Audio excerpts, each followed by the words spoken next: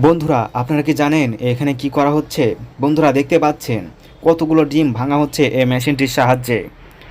দেখুন বন্ধুরা, একটি স্টিলের সাহায্যে এই ডিমগুলিকে ফাটিয়ে দেওয়া হচ্ছে, ফাটিয়ে দুই ভাগ করে দেওয়া হচ্ছে, আর সাথে সাথে ডিমের কুসুমগুলো বাইরে বের হয়ে আসছে আর এই ড্রামটির ভিতরে লোড হচ্ছে।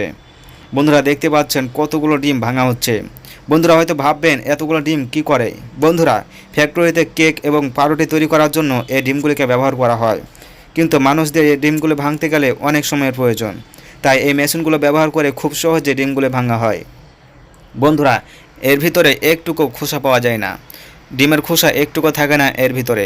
তো আজকের এই ভিডিওটি কেমন লাগলো? ভালো লাগলো অবশ্যই একটি লাইক দিবেন, কমেন্ট বক্সে জানাবেন আপনার মতামতটি।